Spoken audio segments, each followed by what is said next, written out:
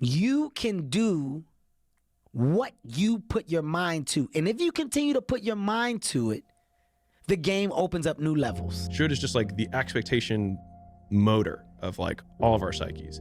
You should go to school. You should get a degree. You should do this job. You should marry her. You shouldn't stay up so late. You shouldn't work so hard. You should be more balanced. You shouldn't be working out so much. You're not working out. Like there's all these shoulds that other people tell us. And it's like, and you zoom out and then you see that it's a galaxy with a little dot of dust. It's like, should what? There is no should. Do what you want to do. Don't ever think or believe that you gotta smoke what they smoke, drink what they drink, wear what they wear, be a part of whatever it is they made you do. And guess what? If it's considered something negative to me, but yet you're doing it that makes you happy, I want you to do what makes you happy. Live your life. Perfection does not exist. I do firmly stand on that and believe that. Absolutely. It doesn't exist, man. You should try your hardest to get things right. In moments where you got them wrong, figure out how to never get them wrong again. That's the world of compromise. That's the world of growth. That's the world of evolvement. So I think to me, the only way really was, in order to be happy, is to create my own world and to visualize. You know, that's why people sometimes read a lot, because they want to escape into another story, or the day they watch movies to go and to see another, to escape into another story and all this stuff. For me, that wasn't available. Doubt is such a strange thing. I mean, it's, you know, there'll be times where you succeed and there are times that you fail. So wasting your time doubting whether you're going to be successful or not is pointless.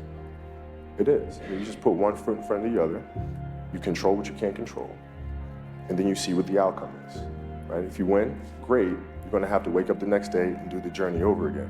If you lose, it sucks, but you're gonna have to wake up the next day and do the journey all over again anyway, right? So it's really pointless to sit here and debate or have doubt or this, that, and the other. You train as hard as you can, and you step out there and you let it flow.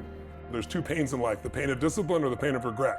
He goes, discipline weighs ounces, regret weighs tons, you know? And Yeah, so well said. I've trained myself to do that. First thing I do is always whatever's the most difficult. Yes. Because then you have momentum for your day. And when you train your brain to do what's difficult first, then emotional fitness just comes naturally. And more importantly, so does achievement, so does your ability to contribute to other people. There's something wrong with you as a man. You have a disease because your life sucks.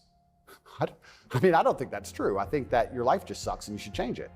And another thing I also preach, and this is another thing that's very important, I also think as a man, because life as a man is pain and suffering, and when I say that, because you're never gonna be a good man or good at being a man without pain and suffering. You're gonna have to go through a bunch of shit and have a terrible life to become a good man.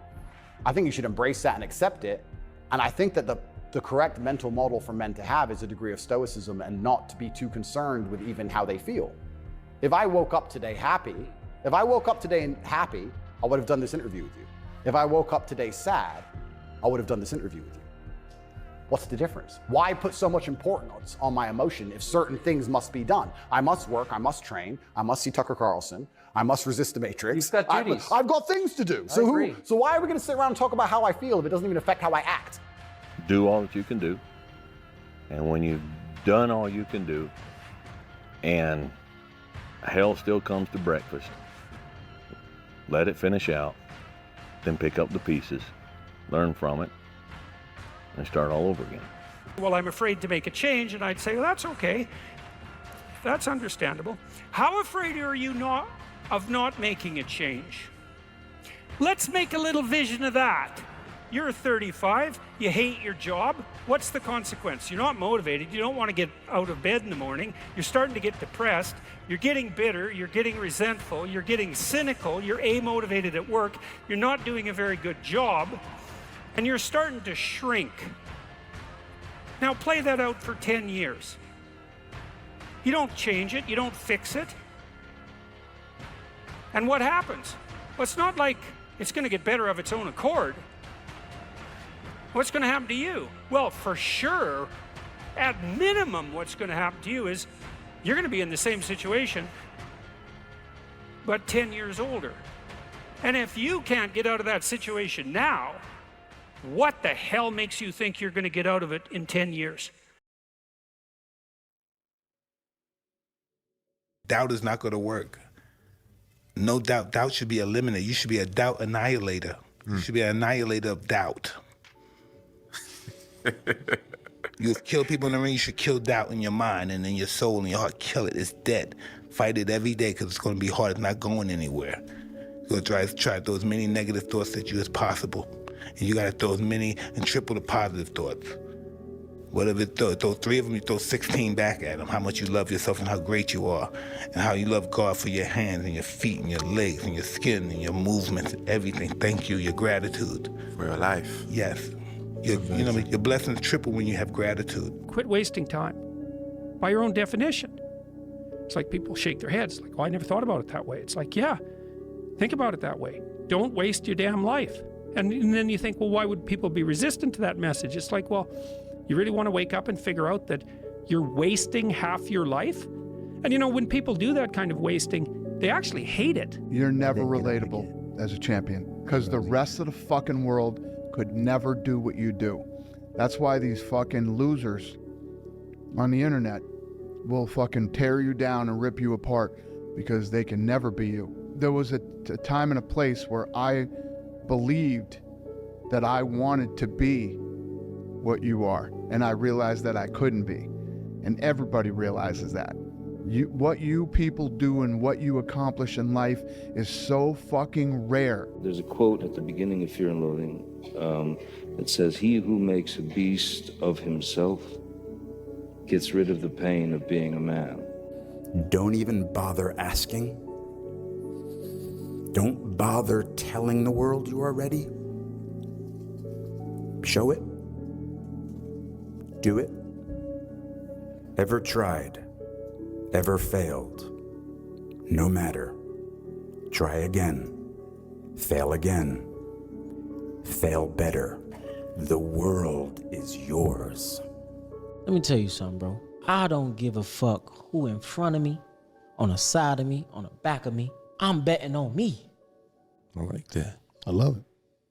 I'm betting on me. When you really want something, you're going to find a way, ultimately. And it might not be today or next year or 5 years or 10 years, but this thing takes priority and precedent over all other things. When you don't want something as much as you think you do, of course, bro. Just like you said, don't nobody want to live a hard life. We all want to make life easy for ourselves, for our families, for our mothers, boom, boom. That's amazing. And the thought of that is amazing. But the desire for that doesn't always match. Sometimes your desire might not be enough fuel. You gotta have a strong desire. And when you have a strong desire, that shit outweighs all other shit, the distraction. I'm at this place in my life, professionally and personally, where any type of negativity, I cut it out of my life. I cut people out like fucking cancer. If you are a negative sack of shit, okay? You're fucking gone. You're out of here. I don't deal with it. I think we're here to struggle and to learn. I don't think we're here to be happy. That's why when we keep going back to the happy argument, I've always found that kind of frustrating and annoying. When someone goes, oh, but I want to be happy. Why? Why? Why do you want to sit there and laugh like you were happy your entire childhood? That's your happy days. You're allowed to be happy as a kid. It's all over now, right? You're a man. You have responsibilities. I think we're here to do important. Provide, protect, and we're also here to do important things. And important things are going to be difficult, and they're going to be hard, and you're going to get frustrated.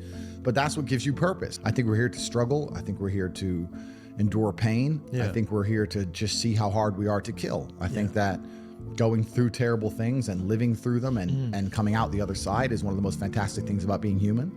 I think that it's almost like once you understand what life is really about, there's no emotion which isn't enjoyable. The only emotional state which can be seen as detrimental is feeling nothing at all. But if you're sitting at home and you're feeling truly heartbroken, at least you're feeling something, right? And I think that's the whole part of being human.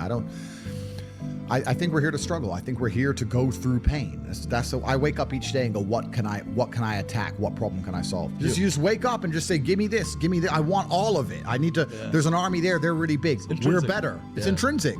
You need to go and conquer. That's the purpose of life. God created us to learn and understand ourselves and understand other people and understand the world. And what did I say earlier? I said that you don't learn a lesson or you don't appreciate something without pain. So you have to struggle to learn anything. There's only two ways to learn things, the hard way or the harder way. If you're smart, you can learn the hard way. But in my experience, 99% of the planet only learn the hardest possible way. If the lesson's even 85% effective, they'll make the same mistake. It's only when they completely decimate and destroy an element of their life do they sit there and go, oh, oops, now I get it. No. That's how it goes. It's an amazing thing about passion. If you love something, if you have a strong passion for something, you would go to the extreme to try to understand or try to get it. If you have to walk, you would go get it. If you have to beg someone, you would go get it. Intentionally putting yourself in uncomfortable and difficult situations. Why would you do that? Why would you intentionally make things harder? Why would you intentionally make things more difficult? Because when you make things more difficult intentionally, you get the opportunity to gain the skill set that is produced from the endurance through the difficult times. You will never succeed more than you fail. That's not how it works. You know why? Because failure is a wonderful teacher.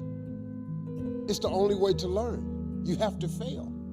Failure is a part of the process to becoming successful. I tell people this all the time. Michael Jordan, the greatest basketball player in the world, he took 946 game-winning shots. 946 times since he was in high school, the ball has been in his hand to take the game-winning shot with no time on the clock. He has only made 146 of those. He has missed over 700 times, but he has made 146. You know what they write about? When you make it. They write about when you make it. So guess what? When you get through failing, all you gotta do is make one. When you were born, you are a phenomenon. You are unique. Your DNA has never occurred in the history of the universe, going back billions of years. It will never occur in the future. Your life experiences with your parents and everything that you experience in your early years going on up is unique. It's yours. You're one of a kind, right? So that is your source of power. To waste that is just the worst thing you can do in your life. And what the power is finding that uniqueness. What makes you you, and how you can mine that, and how you can go deep into it and use that to create a career path. You have to hit rock bottom. That's the way Wake up. up. Yeah, rock bottom is beautiful. The struggle of coming back is beautiful. That struggle. It doesn't feel like it's beautiful while you're going through it. You're being tested. And without a test, there's no testimony. When you want to succeed as bad as you want to breathe, then you'll be successful. And when you get to the point where all you want to do is be successful as bad as you want to breathe, then you'll be successful. That most of you say you want to be successful, but you don't want it bad. You just kind of want it. You don't want it badder than you want to party. You don't want it as much as you want to be cool. Most of you don't want success as much as you want to sleep. And I'm here to tell you today, if you're going to be successful, you've got to be willing to give up sleep. If you really want to be successful, some days you're going to have to stay up 3 days in a row. You got to want to be successful so bad that you forget to eat. So motivation isn't what we are relying on. And we can't rely on motivation because, like I said, if you and I got to get in the water to go conduct an operation, the motivation to do that will be zero, might even be -9, might be -12, might be -1,000. And you know what? Doesn't matter. You and I are going to go do what we have to do. You have to train yourself. You have to train the soldier in your mind to obey those direct orders when they come, and that is the foundation of discipline. I'm scared, I'm afraid, I'm nervous, I'm hesitant, I'm not sure if I want to do this, I'm second guessing, all those little things. They're just overridden by one thing and one thing only, discipline, and that's what it's going to take. It's about the disciplined execution on a day-by-day basis. It's not some big play, it's not get lucky, it's not talent, it's win the day. And when you win the day, you win tomorrow. And when you win tomorrow, you win the next day. There's actually no upper ceiling when it comes to that. It's not talent, it's not skill. It really is how long do you want to execute and at what level do you want to execute? What are you going to do starting tomorrow that'll make a difference? Now see, if you don't do something starting tomorrow that'll make a difference, guess what? It's gonna be the same. And see, that way you can guess what the next 5 years are gonna be like. Look at the last 5. Because the next 5 are going to be like the last 5 unless you, major key, tomorrow, change it all. Or don't change. It's choice time. You can do whatever you want. But it's nice to know any day you wish you can change your whole life. If you go the wrong direction, your life will be then the consequences of that bad choice. And then that will tangle you up. And then you'll suffer for it. Then you have to figure out, okay, what's the suffering?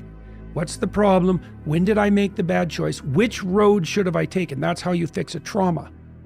You replace the road you did take with the road you should have taken.